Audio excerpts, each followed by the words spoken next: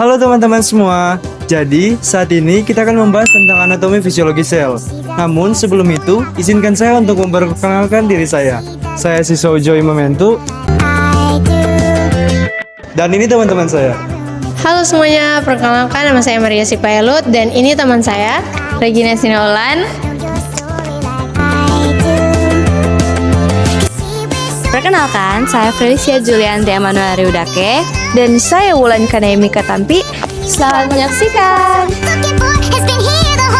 Di sini ada membran plasma. Membran plasma adalah lapisan tipis yang melingkupi seluruh bagian sel.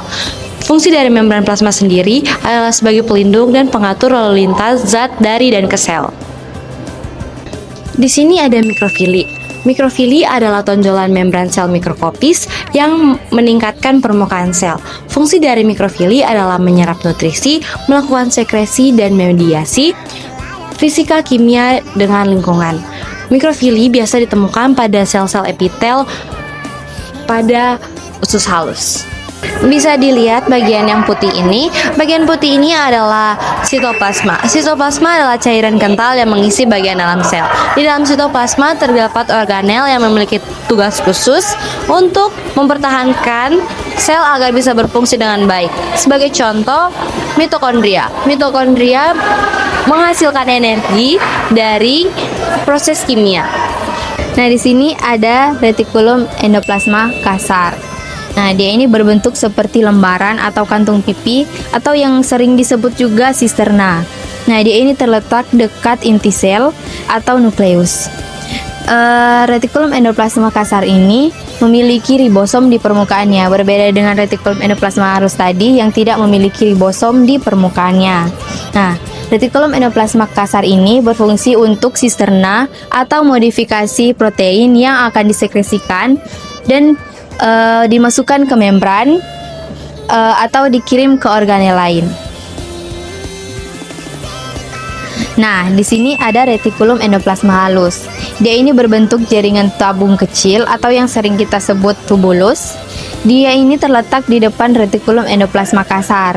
Nah, retikulum endoplasma halus ini tidak memiliki ribosom di permukaannya dan dia berfungsi yang pertama membuat lipid, yang kedua membantu metabolisme karbohidrat, dan yang ketiga mendetoksifikasi racun, dan yang keempat menyimpan ion kalsium yang penting bagi aktivitas sel. Nah, ini adalah ribosom.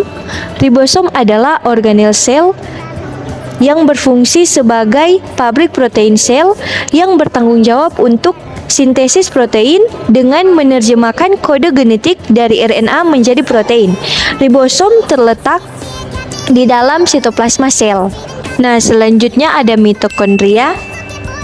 Mitokondria adalah organel sel yang berfungsi sebagai pembangkit listrik sel yang bertanggung jawab untuk menghasilkan energi dalam bentuk ATP melalui proses respirasi seluler. Mitokondria terletak di dalam sitoplasma sel eukariotik. Ini adalah lisosom. Lisosom adalah organel sel yang berfungsi sebagai sistem pencernaan sel yang mengandung enzim pencernaan untuk memecah molekul besar. Lisosom terletak di dalam sitoplasma sel eukariotik. Vakuola adalah organ sel yang berfungsi sebagai tempat penyimpanan zat seperti air, garam, nutrisi, dan produk limbah. Vakuola juga berfungsi sebagai 3 bagian, yaitu penyimpanan, pengaturan tekanan osmotik, dan pengaturan pH. Berikutnya adalah sentriol. Sentriol adalah struktur kecil berbentuk silinder terdiri dari mikrotubulus. Fungsi dari sentriol ada 2. Yang pertama yaitu untuk pembentukan silia dan flagella. Yang kedua adalah pembentukan gelondong pembelahan. Selanjutnya adalah inti sel. Inti sel atau nukleus terdiri dari sel yang sangat berperan penting dalam sel eukariotik. Inti sel terbagi atas 3 fungsi, yaitu yang pertama untuk mengandung materi genetik, yang kedua mengatur aktivitas sel, yang ketiga mengontrol sintesis protein pada sel. Selanjutnya ada kompleks Golgi yang merupakan organel yang berbentuk seperti tumpukan gantung pipi yang berfungsi untuk mendistribusikan dan memodifikasi protein dan lipid. Selanjutnya ada mikrotubulus. Mikrotubulus adalah tabung berongga yang terbuat dari protein tubulin dan berfungsi untuk mengangkut sel dan mengatur bentuk sel.